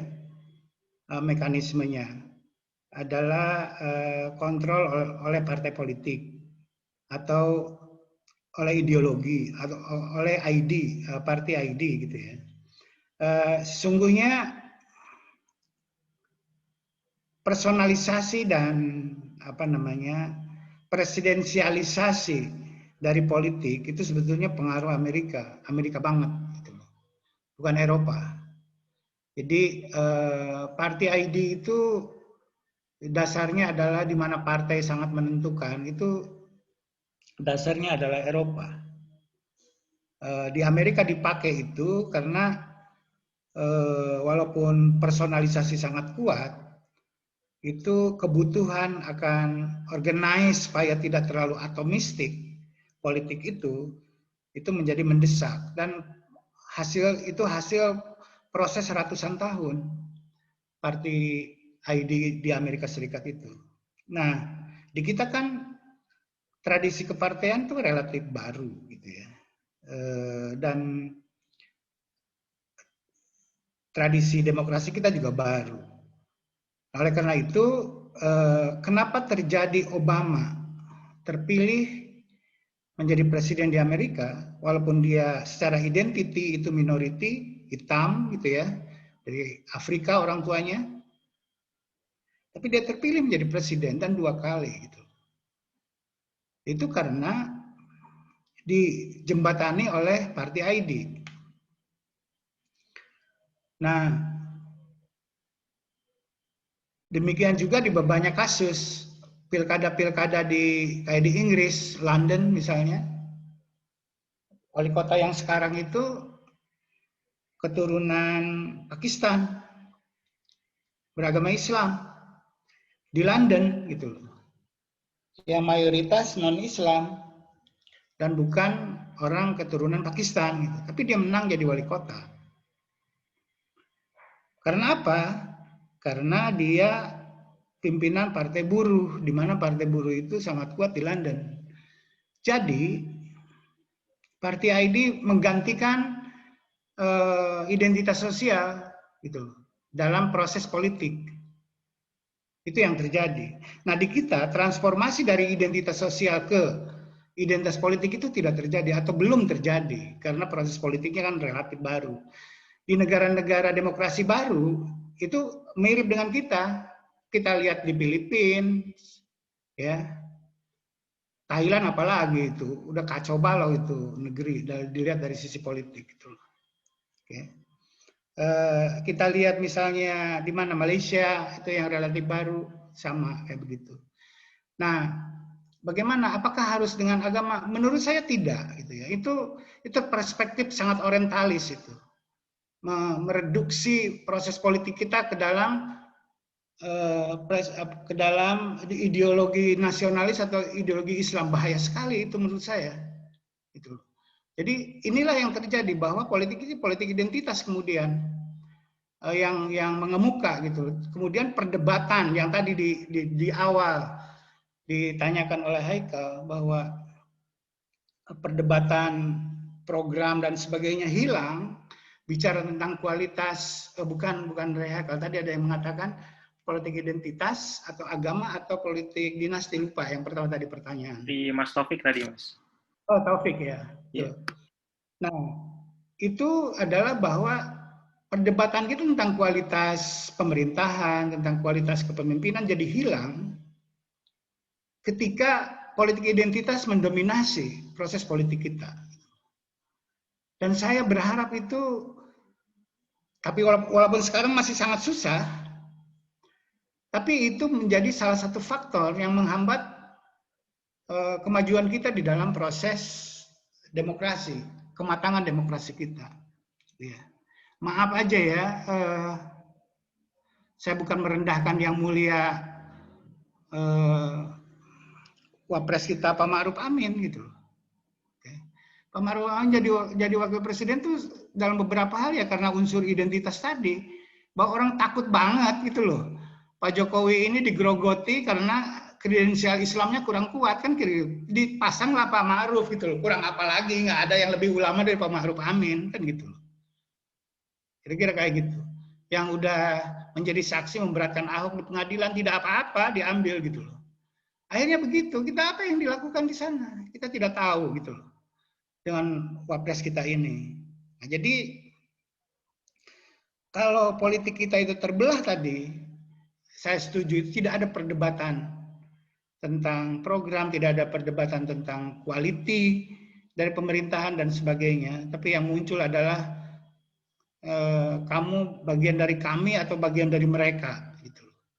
Itu udah repot, udah berat politik kita kalau masuk ke sana. Dan saya berharap bagaimana caranya, walaupun saya tidak tahu, jangan sampai partai politik itu dalam kenyataannya, tapi ya dalam kenyataannya partai politik itu memang politik kita itu tidak berideologi.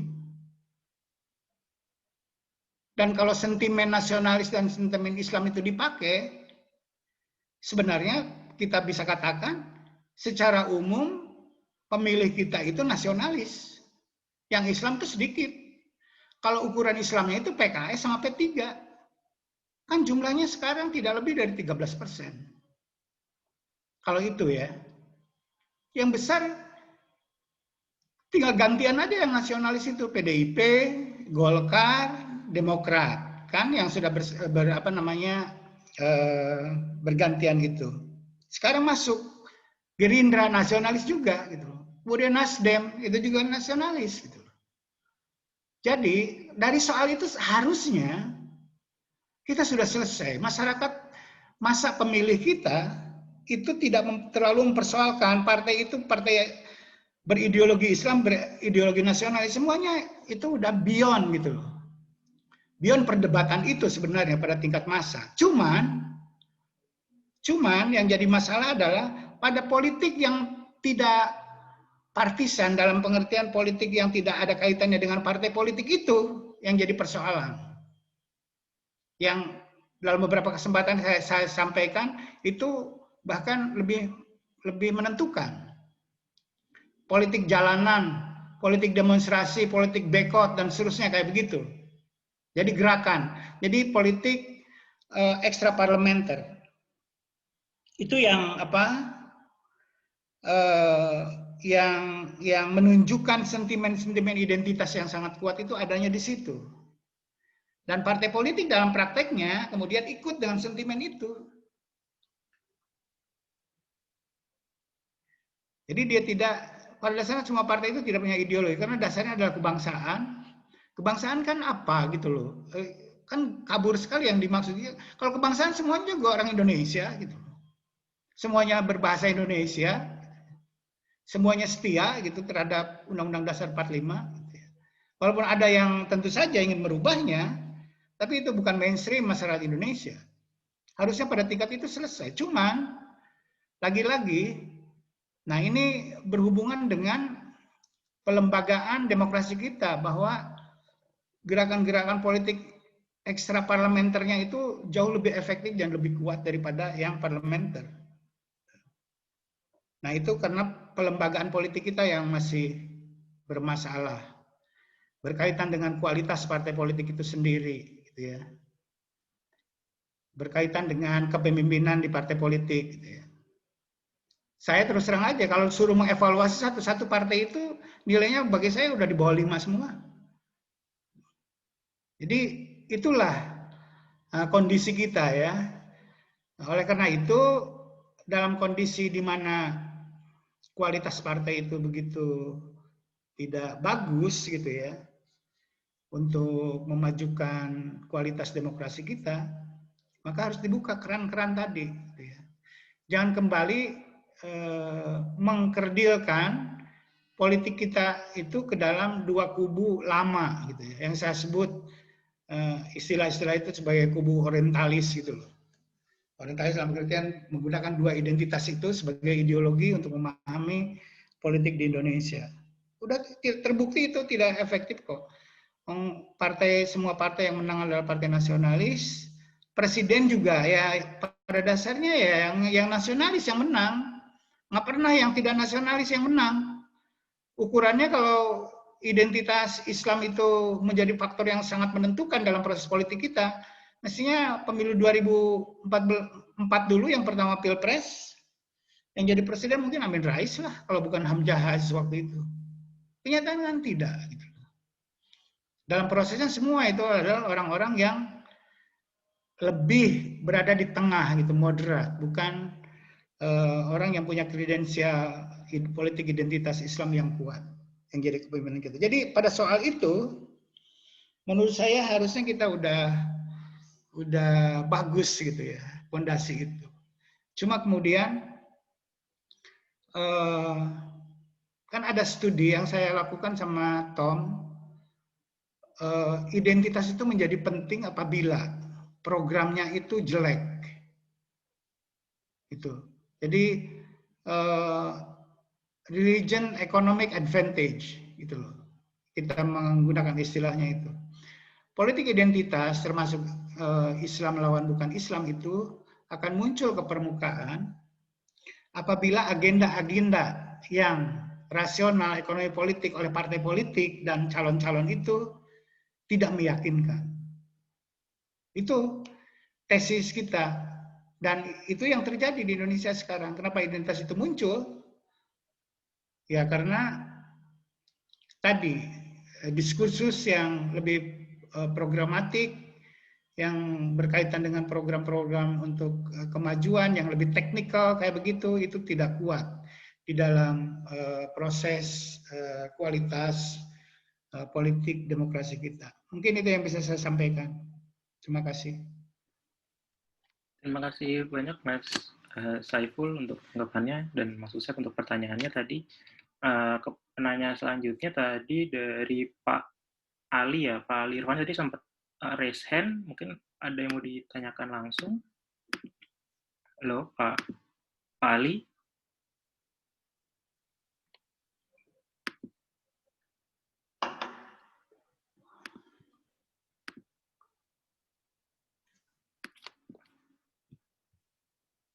Oh, kalau mungkin soundnya lagi agak error, beliau juga tadi lewat chat juga nulis pertanyaan, Mas Saiful mungkin langsung saya bacakan saja.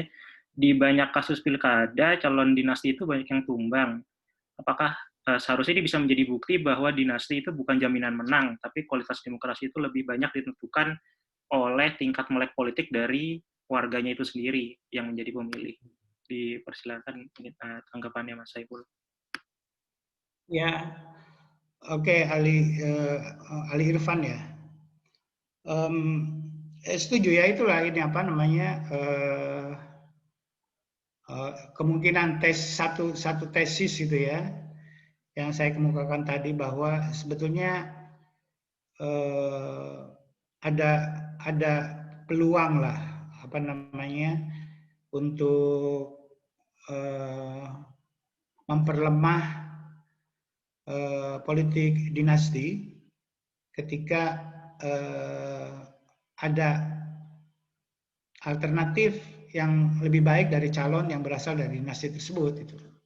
Itu persoalannya adalah itu sering tidak muncul. Itu sering tidak muncul. Dan tadi kalau kasus saya belum mempelajari secara lebih menyeluruh ya tingkat nasional berapa banyak sih dari dinasti ini yang menang dan berapa dibanding dengan yang tidak dan kenapa dia menang dan yang lainnya tidak dan seterusnya kayak begitu, itu perlu studi lebih komprehensif. Tapi saya melihat dari yang saya amati karena saya sehari-hari melihat di Banten gitu dan sempatlah ikut jadi aktivis di situ, bahwa dinasti itu sangat kuat gitu loh. Jadi hampir semua jabatan publik tingkat kabupaten, kota, dan provinsi itu berkaitan dengan dinasti itu. Oke. Jadi kayak Wahidin Halim sekarang jadi gubernur di Banten. Dulu pernah bersaing, kalah gitu ya, berhadapan dengan Atut, waktu itu wakilnya Rano gitu ya. Tapi kemudian dia maju lagi, berkoalisi dengan dinasti, memasang anaknya Atut sebagai wakilnya, menang. Jadi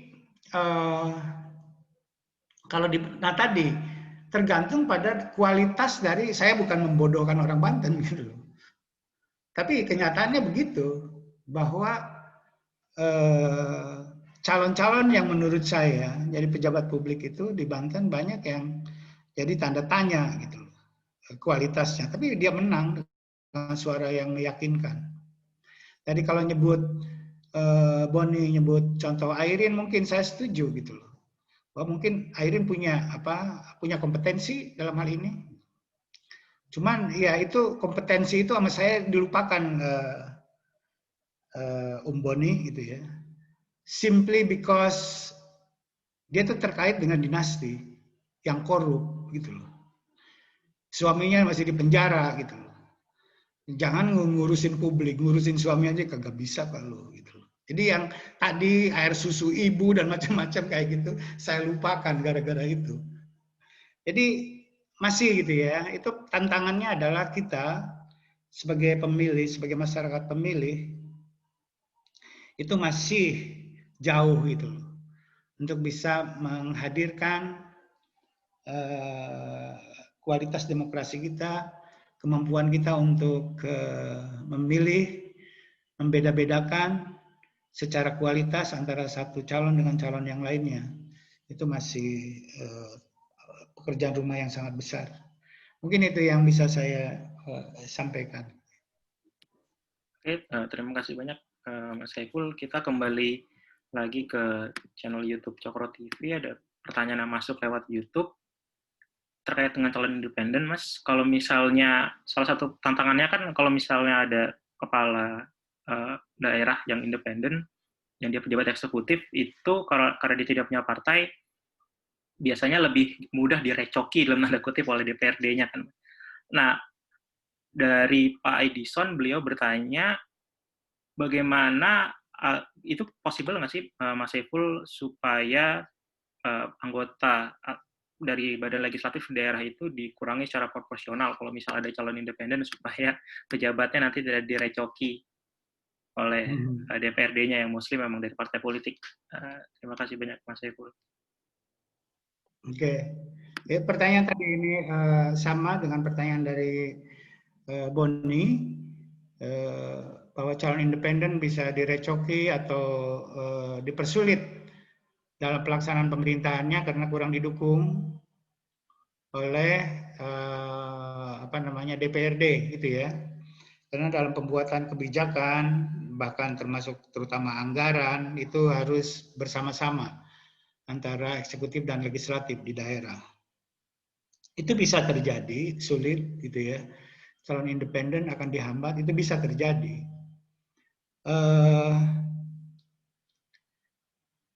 Tapi sejauh ini justru partai politik itu masih menghadirkan dirinya sebagai liability gitu terhadap kinerja pemerintahan di daerah. Jadi dia akan didukung karena berasal dari partai atau koalisi partai, itu bisa begitu. Tapi seperti saya katakan tadi sama Boni, bahwa begitu seseorang terpilih menjadi pejabat eksekutif, kecenderungan partai politik itu mau mendukung orang yang terpilih tersebut. Itu sangat kuat di Indonesia. Contoh ekstrim yang saya sebutkan tadi adalah Pak Jokowi. Pak Jokowi itu bukan elit partai PDI Perjuangan, hanya karena dia didukung oleh massa aja pemilih Yang besar Ibu Mega menyerahkan partainya kepada Pak Jokowi.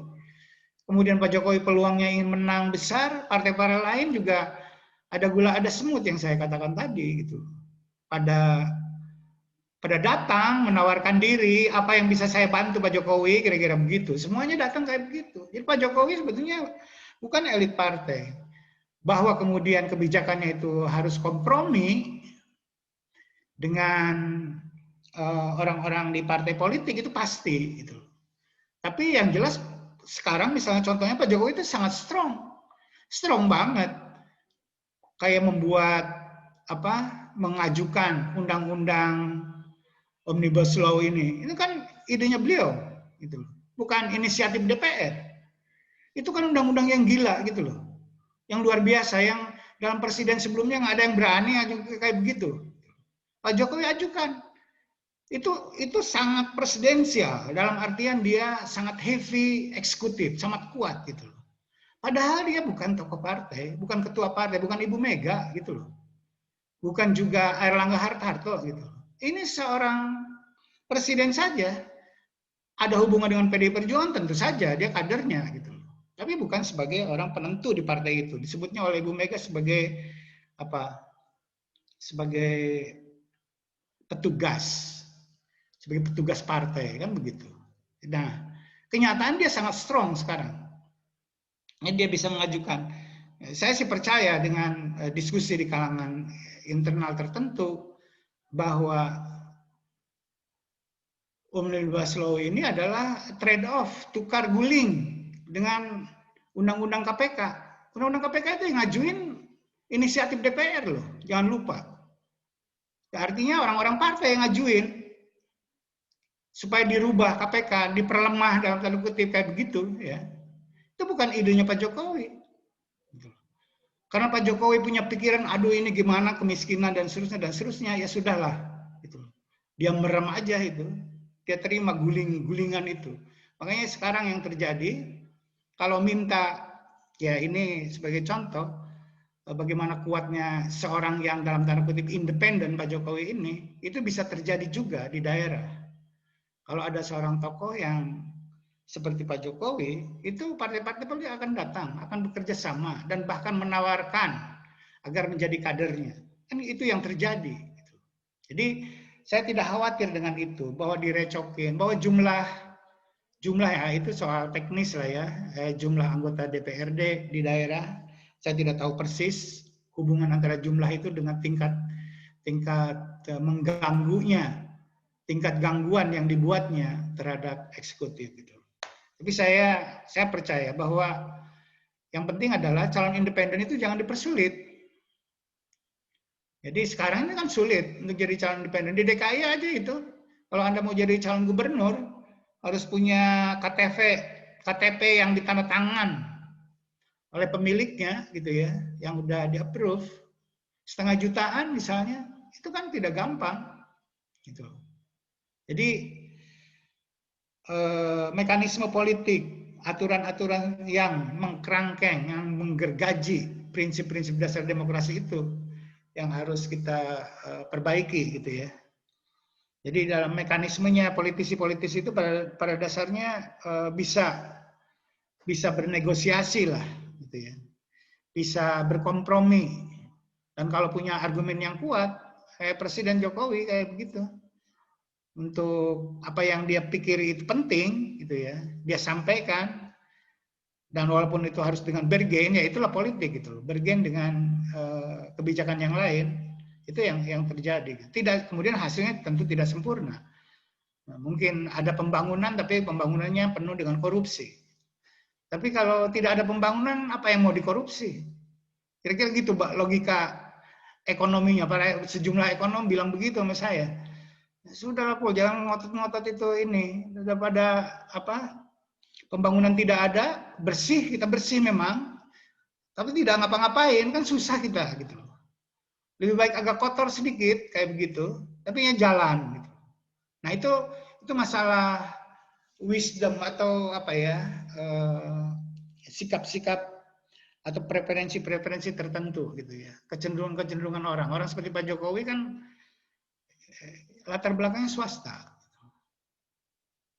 walaupun swasta kecil, petet berjua gitu ya, berjua sekecil, tukang kayu gitu ya, tukang mebel, bukan seperti pemilik BCA atau yang semacam kayak begitu, tapi latar belakangnya pengusaha. Dan oleh karena itu dia punya gut kayak begitu, punya sentimen bahwa harus dilakukan ini, harus dilakukan itu. Tapi kalau orang politisi, walaupun dia punya kekuasaan, tidak punya latar belakang semacam itu pasti bukan pilihan utama yang hal semacam itu. Itu yang bisa saya sampaikan, Michael. Oke, thank you Mas Saiful. Ini karena sudah mau dekat jam 10, mungkin pertanyaan terakhir dari Mbak Dinda. Halo Mbak, ya? Jelas Mbak suaranya? Dipersilakan kalau ada pertanyaan atau komentar. Ya, terima kasih banyak Kak Ipung. Tadi sebenarnya sudah terjawab bahwa sebenarnya demokrasi tidak menghalangi siapapun untuk berkompetisi, termasuk orang-orang yang punya privilege dan termasuk di dalamnya yang punya dinasti politik. Dan tadi Kak Ipung menyampaikan sebenarnya salah satu cara adalah yaitu kita mereview undang-undang yang ada, terutama yang menghambat kebebasan orang untuk berkompetisi. Tapi pandangan Kak Ipung seperti apa nih karena kan yang berkuasa di sana partai politik misalnya, apalagi ada upaya memang untuk meningkatkan PT gitu, parliamentary threshold, atas nama ya lebih baik partainya sedikit tapi dukungannya jelas, lagi-lagi alasannya stabilitas gitu Kak Ipung. Jadi regardless kualitas, ini lebih soal power politics, termasuk ketika partai politik mengamini menggunakan strategi politik identitas daripada soal meritokrasi, meskipun nggak melulu signifikan hasilnya gitu. Menurut Kak Ipung seperti apa? Di mana kita perannya sebagai masyarakat sipil untuk bisa mendorong sejauh itu gitu? Karena saya masih optimis banyak juga di antara kita yang setidaknya kita sudah punya kualitas berpikir, berdemokrasi yang lebih baik. Tapi mungkin ya saya nggak tahu sekuat apa pressure-nya untuk bisa mendukung ke arah situ. Thank you. Oke. Kalau kita perhatikan bahwa kecenderungan ingin mengontrol semuanya oleh partai politik itu, saya kira pada level perkembangan demokrasi kita sampai hari ini itu sangat kuat gitu ya, kecenderungan begitu. Jadi kecenderungan keterbukaan untuk sebuah kualitas negara dan pemerintahan yang bagus itu masih agak susah dan masih jauh. Jadi lebih pada unsur kepentingan jangka pendek masing-masing partai politik. Nah, oleh karena itu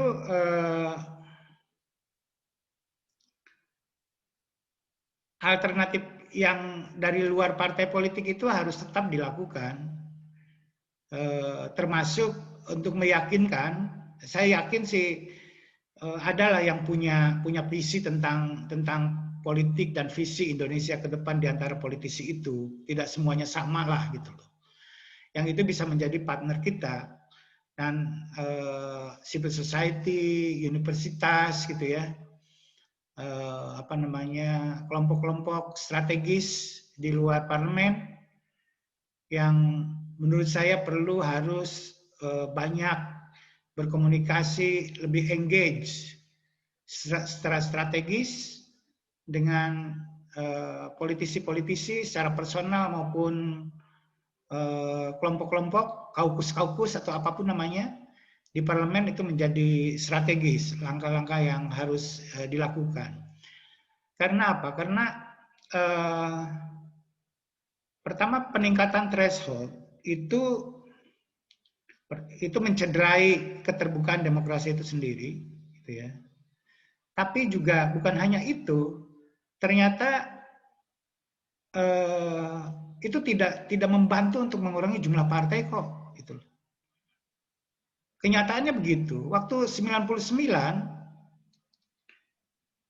itu kita tidak punya threshold loh, tidak punya. PKS waktu itu PK namanya, itu dapat suara hanya 1%, dia punya kursi di DPR gitu. Oke, tidak ada thresholdnya. Kemudian pada pemilu berikutnya dibuat 2% gitu. Nah, yang ada di DPR waktu itu, jumlah partainya sedikit. Pemilu 99 itu, kalau alasannya untuk menyederhanakan sistem kepartean dengan menaikkan threshold itu nggak jamin. Kecuali dibuat ekstrim. Misalnya thresholdnya di bawah, di atas 10%, ya mungkin itu bisa terjadi gitu loh. Tapi kalau 5%, 6% kayak begitu, tidak akan. Karena partai akan mendapatkan suara yang flat, kayak begitu, kayak yang sekarang ini. Jadi kayak Gerindra, sama Golkar, gitu ya, sama PDIP, deket-deket lah selisihnya, kayak begitu. Jadi, karena apa? Karena masyarakat di kita itu begitu plural dan tidak ada partai politik yang mampu mengakomodasi secara lebih eksklusif dibanding yang lainnya. Kira-kira begitu. Oleh karena itu, dalam masyarakat yang sangat plural itu, sistem kepartean yang kompleks, yang multi partai ekstrim seperti yang kita punya sekarang itu tidak bisa dihindarkan. Secara alamiahnya begitu. Kecuali mau digergajiin dengan naikkan threshold menjadi 15% misalnya, bisa aja. Tapi itu betul-betul cilaka kalau itu terjadi. Gitu. Dan terlalu banyak masyarakat yang tidak bisa diakomodasi. Bisa jadi akan banyak orang tidak berpartisipasi di dalam pemilu karena aspirasinya tidak diakomodasi. Kan tidak ada partai gitu, pilihannya terbatas. Kan gitu. Bahwa kemudian menjadi rumit bisa kalau jumlahnya banyak partai itu, tapi kan pengalaman selama ini jarang lah. Di kita tuh ada deadlock. Di mana ada deadlock? Dalam sejarah kita, deadlock gitu loh untuk sebuah kebijakan APBD misalnya, APBN nggak pernah yang saya tahu. Makanya Dodi dengan sinisnya bilang ya politik kartel gitu loh. Udah ada yang mendirijennya, kan kira-kira kayak begitu. Saya sih tidak setuju gitu loh dengan konsep itu. Tapi kenyataannya kita tidak punya sejarah deadlock seperti di Amerika Serikat misalnya. Siapa yang jamin bahwa jumlah partai sedikit itu akan lebih efisien? Amerika buktinya. Partainya hanya ada 2. Dia bisa bikin deadlock gitu loh. Justru kita, ini hebat gitu loh. Kita harus syukuri bahwa kita walaupun jumlah partainya banyak, orang tukang kayu aja bisa jadi presiden, itu kan luar biasa gitu loh. Oke? Di satu sisi. Dan kita harus kembangkan ke arah sana. Politik harus lebih terbuka. Sehingga jenius-jenius di antara warga kita itu akan muncul terakomodasi. Tidak seperti sekarang. Sekarang ya yang bagus-bagus itu malah malas dekat ke politik, partai, dan seterusnya kayak begitu. Itu mungkin yang bisa saya sampaikan. Jadi poinnya adalah bukan soal dinasti atau tidak dinasti.